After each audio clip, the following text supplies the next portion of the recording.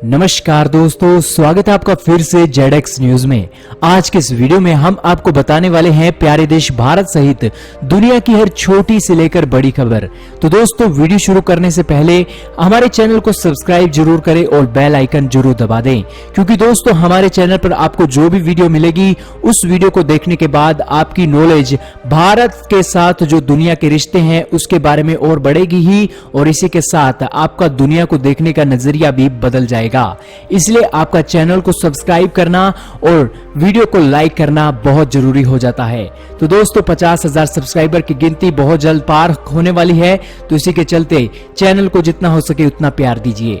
तो शुरू करते हैं आज के प्यारे भारत सहित दुनिया की हर छोटी से लेकर बड़ी खबर। जी हां दोस्तों, यह खबर जुड़ी है कोरोना वायरस से। 1,44,937 केस आए हैं। महाराष्ट्र में पिछले 24 घंटों में 80 पुलिसकर्मी संक्रमित पाए गए हैं, और इसी के साथ ही देश में 24 घंटों में 6414 संक्रमित पाए गए हैं और 3254 एक्टिव केस बढ़ चुके हैं। इसी के साथ ही दोस्तों, आपकी जानकारी के लिए बता दें कि अब महाराष्ट्र में 52,000 केस हो चुके हैं, तो दिल्ली में 14,000 और तमिलनाडु में 17,000, गुजरात में 14,000। हालांकि इसी के साथ ही भारत में लोग ठीक हुए हैं, उनकी गिनती 60,000 को क्रॉस कर चुकी है, जो एक खुशी की खबर है। और इसी के साथ दिल्ली गाजियाबाद बॉर्डर की यह तस्वीर है, जहां पर लॉकडाउन 2.0 की तरह सख्ती बरतने के आदेश के बाद गाजियाबाद दिल्ली बॉर्डर पर इस तरह की भीड़ देखने को मिली है। वहीं दोस्तों, आपकी जानकारी के लिए बता दें कि किस तरह की दर्दनाक तस्वीरें आज सामने आ रही हैं। ये मुंबई की तस्वीर है। Chhatrapati Shivaji terminal railway station के पास इस तरह की भीड़ देखी गई है, जहां बच्चे इतनी तीखी धूप में अपनी मां की गोद में सहारा पा रहे हैं। हालांकि दोस्तों, ये लॉकडाउन के दौरान यहां पर सोशल डिस्टेंसिंग का पालन नहीं किया गया। ये बिहार के पटना की तस्वीरें हैं, जहां पर रेलवे स्टेशन जाने के लिए बस में सवार हो रहे हैं, लेकिन अंदर फुल हो चुकी है बस, तो इसी के चलते ऊपर छत पर वो सवार हो रहे हैं।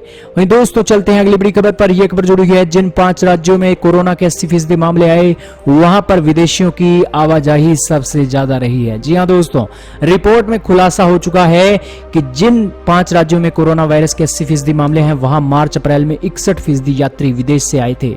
हालांकि इसी के चलते 47% घरेलू यात्रियों का मूवमेंट भी यहीं पर आया है। आंकड़ों के जरिए बात करते हैं, मार्च अप्रैल में 26 लाख से ज्यादा यात्री विदेश से आए हैं या फिर भारत से लौटे हैं। हालांकि मार्च अप्रैल के दिनों में ही अगर भारत उस समय अगर सख्ती बरतता और विदेशों से आने वाले भारतीयों को ना आने देता, तो जाहिर सी बात है कि यहां पर कोरोना वायरस के केसेस जो 5 राज्यों में बढ़ गए हैं, वहां पर वो बहुत ही कम होते। हालांकि इसी के चलते अब ये रिपोर्ट सामने आई है, तो इसी के चलते ये इंटरनेशनल लोगों के आने जाने का आंकड़ा है वो सामने आ गया है। महाराष्ट्र में 4.88 लाख इंटरनेशनल लोग, बाहर से आने वाले लोग महाराष्ट्र में आए थे 5 लाख के करीब, और जो घरेलू हैं वो 24 लाख के करीब हैं। तमिलनाडु में 2.5 लाख के करीब हैं। हालांकि डोमेस्टिक में 10.50 लाख हैं। गुजरात में 96,000 और दिल्ली में 7.88 लाख। तो वहीं दोस्तों, इसी 5 राज्यों में 25 मई तक 1,647 मरीज सामने आ चुके हैं। हालांकि 1,647 मरीज तो सिर्फ इन गुजरात, मध्य प्रदेश, महाराष्ट्र, तमिलनाडु, दिल्ली से जुड़े हुए हैं, जिस कारण से राज्यों की चिंता बढ़ी है कि आखिरकार इन्हीं विदेशियों के कारण ही ये वायरस भारत में भी पहुंचा है। चलते हैं अगली बड़ी खबर पर। यह खबर जुड़ी हुई है, दर्दनाक सफर। रेलवे का कितना दर्दनाक सफर है, इसकी तस्वीरें आज सामने हैं। 2 दिन के बदले 9 दिन में पहुंच रही हैं श्रमिक ट्रेनें। भूख और प्यास से 1 दिन में इन ट्रेनों में 7 मौतें हो चुकी हैं। जी हां दोस्तों, भारत की मोदी सरकार को जवाब देना चाहिए कि आखिरकार ये ट्रेनें लेट क्यों हुई हैं और 1 दिन में 7 मौतें क्यों हो गई है। देख लीजिए क्या हाल है भारत का। और इसी के चलते ये तस्वीर है उस बच्चे की जो भूख प्यास से ही इस ट्रेन में अपना दम तोड़ गया है।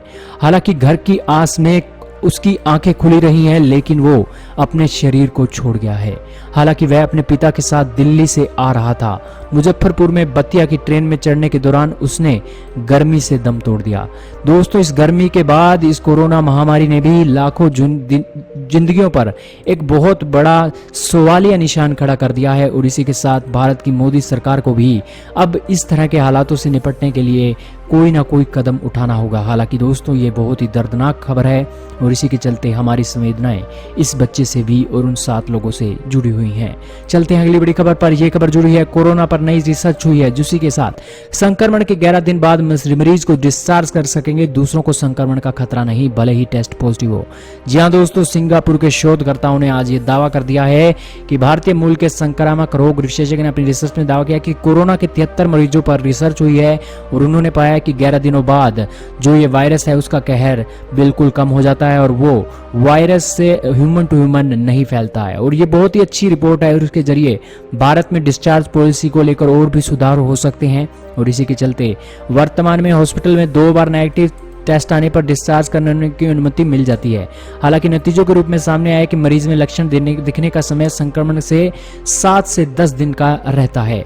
और दोस्तों ये बहुत अच्छी रिसर्च आज सिंगापुर के शोधकर्ताओं ने की है। चलते हैं अगली बड़ी खबर पर। यह खबर WHO से जुड़ी है। जी हां दोस्तों, WHO ने कोरोना के इलाज में हाइड्रोक्सीक्लोरोक्विन का ट्रायल रोक दिया है। दवा के साइड इफेक्ट को देखते हुए फैसला लिया गया है।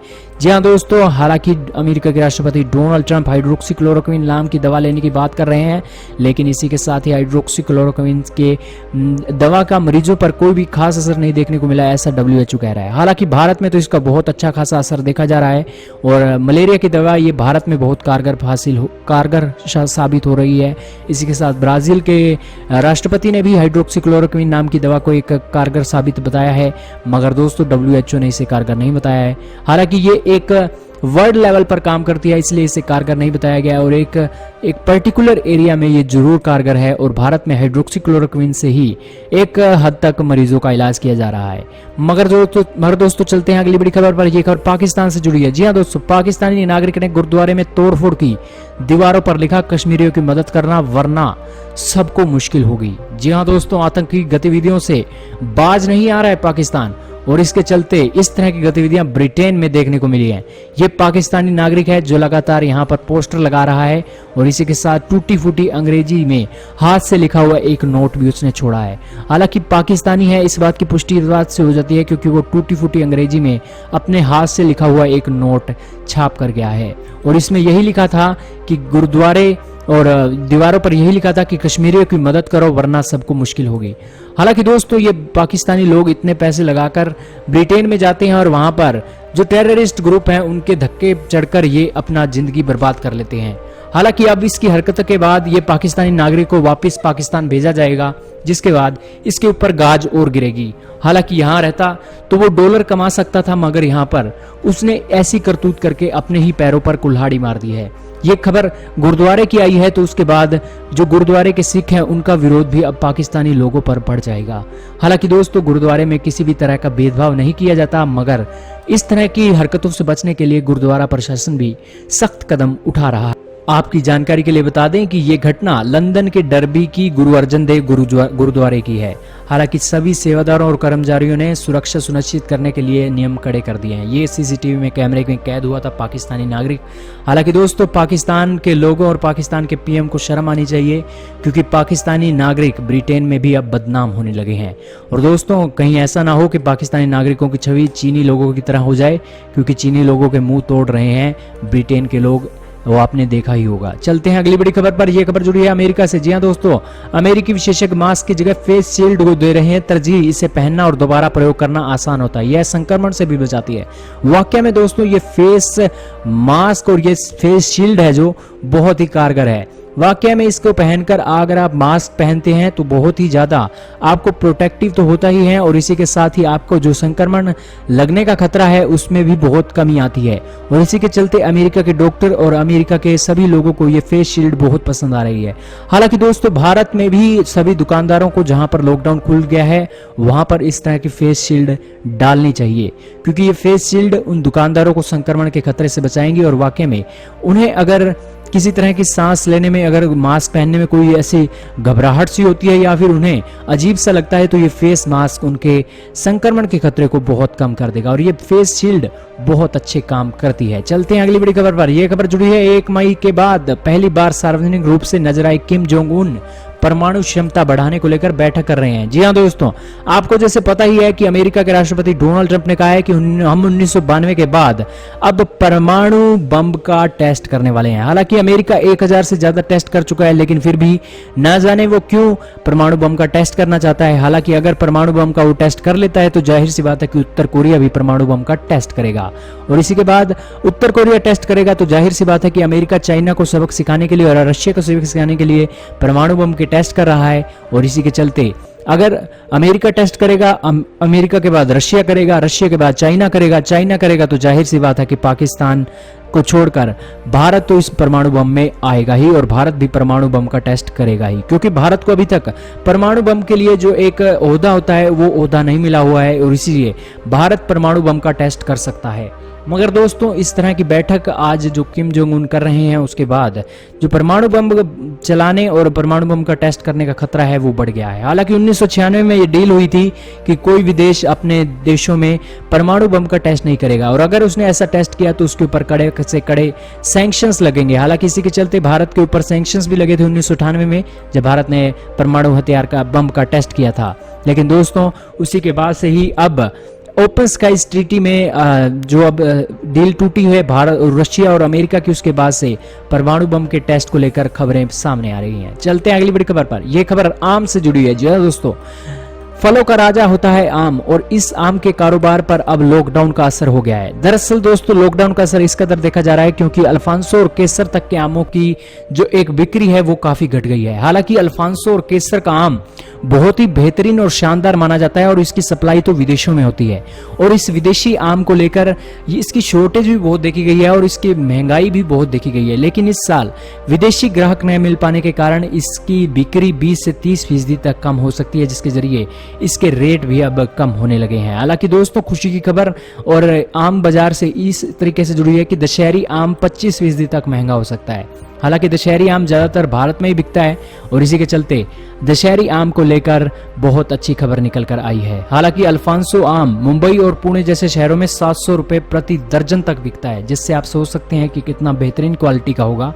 और वो अब इसका क्या रेट चल रहा है, 400 से 500 रुपए, जिसके बाद आप देख सकते हैं कि धीरे धीरे कैसे आम के बाजार पर इतना बड़ा प्रभाव पड़ चुका है। हालांकि इस लॉकडाउन के दौरान भारत के हर धंधों पर असर पड़ा है, चाहे वो रेस्टोरेंट के धंधे हों, चाहे वो डिलीवरी के धंधे हों, या फिर कोई कारोबार से जुड़े हुए धंधे हों। हर धंधे पर आज बहुत बड़ा नुकसान पूरे भारत के लोगों को उठाना पड़ रहा है। हालांकि दोस्तों इसी के साथ हम बात करते हैं आम की, तो पिछले बार के मुकाबले 75% तक आम का निर्यात गिर चुका है। दुनिया भर में 40% आमों का निर्यात सिर्फ भारत करता है। एक आंकड़ों के मुताबिक भारत ने पिछले साल 385 करोड़ रुपए के आम बेचे थे, और इनमें 48,468 टन के आम का निर्यात हुआ था। हालांकि निर्यातकों की माने तो इस साल 12,000 टन का निर्यात करना भी बहुत मुश्किल हो रहा है, क्योंकि भारतीय आम के 3 सबसे बड़े बाजार खाड़ी देश, यूरोप और अमेरिका अब आम नहीं मंगवा रहे हैं। वहीं दोस्तों ये एक बहुत ही डरा देने वाली खबर आम बाजार वाले जुड़े हुए कारीगरों से जुड़ी हुई है। वहीं दोस्तों चलते हैं अगली बड़ी खबर पर। यह खबर जुड़ी है कोरोना संकट के बावजूद गेहूं की सरकारी खरीद पिछले साल के स्तर को पार कर गई है। जी हां दोस्तों, सरकार का एक बहुत ही बेहतरीन कदम है किसानों के लिए, और इसी के चलते गेहूं खरीद को लेकर कोरोना वायरस के संकट को देखते हुए एक जगह भीड़ इकट्ठी ना हो, इसलिए जगह जगह पर मंडियां बनाई गई, और इसी के चलते जगह जगह पर मंडियां बनाई गई। उसी के चलते आज गेहूं की खरीद पिछले साल के स्तर को पार कर गई है, क्योंकि जगह जगह पर मंडियां होने के कारण आज गेहूं की खरीद बहुत जल्दी हो रही है। हालांकि दोस्तों सरकार के इस बेहतरीन कदम का और इस मंडी के कदम का आपका क्या कहना है, हमें कमेंट सेक्शन में लिखकर जरूर बताएं। चलते हैं अगली बड़ी खबर पर। यह खबर जुड़ी है कोरोना वायरस के लॉकडाउन से। जी हां दोस्तों, चीन आर्थिक चुनौतियों से उभर भी पाएगा या नहीं, क्योंकि दोस्तों कोरोना लॉकडाउन के दौरान उसकी आर्थिक आंकड़े को बहुत बड़ा नुकसान पहुंचा है, और यही कारण है कि चीन ने अपनी नेशनल पीपल कांग्रेस में अपना जो एक टारगेट था उस टारगेट का भी जिक्र नहीं किया है। और इसी कारण से अब ये एक्सपर्ट दावा लगा रहे हैं कि चीन में जो बेरोजगारी की दर है वो बहुत बढ़ गई है, क्योंकि अब चीन का सामान पूरी दुनिया में जाना बंद हो गया है, जिस कारण से चीन को अभी हाल ही में खबर भी आई थी कि चीन अपने जो एक्सपोर्ट है उसको पूरी दुनिया में न बढ़ाकर अपने चाइना की मार्केट में ही फोकस कर रहा है, क्योंकि पूरी दुनिया ने अब चाइना से सामान खरीदना बंद कर दिया है। हालांकि जो मेडिकल शिपमेंट घटिया क्वालिटी की चाइना भेज रहा था, उसके बाद तो चाइना के प्रोडक्ट पर विश्वास ही लोगों का उठ गया है, और इसी कारण से अब एक्सपर्ट्स दावा लगा रहे हैं कि कहीं इस आर्थिक लॉकडाउन और आर्थिक चुनौतियों के कारण ही चाइना ने अपने जो एक इकोनॉमी का एक जो टारगेट है उस टारगेट को सेट नहीं किया है। और दोस्तों हो ना हो आंकड़े कितने भी चाइना छुपा ले, मगर उसका असर तो दिख ही जाता है। चीन में बेरोजगारों की संख्या धीरे धीरे बहुत बढ़ रही है। चलते हैं अगली बड़ी खबर पर। यह खबर सऊदी अरब से जुड़ी है। जी हाँ दोस्तों, सऊदी अरब अपने कर्फ्यू को खत्म करने जा रहा है 21 जून के बाद। खुशी की खबर है। हालांकि ये खुशी की खबर उस इस्लाम धर्म के लोगों के लिए नहीं है जो मक्का जाकर अपनी पूजा करना चाहते हैं। मक्का पर बैन अभी भी लगा रहेगा। और इसी के साथ 21 जून के बाद सऊदी अरेबिया में केस वो जो कर्फ्यू है वो हटा दिया जाएगा। हालांकि अभी भी 2000 से 2500 की संख्या में अभी भी केस सामने आ रहे हैं, लेकिन फिर भी सऊदी अरेबिया में अब लॉकडाउन को लेकर ये बहुत बड़ी खबर सामने आई है। वहीं दोस्तों विराम देते हैं आज की इन सबसे बड़ी खबरों को। उम्मीद है आपको आज एक बेहतरीन जानकारी मिली होगी। वीडियो आपको कैसी लगी लाइक और कमेंट करके जरूर बताएं।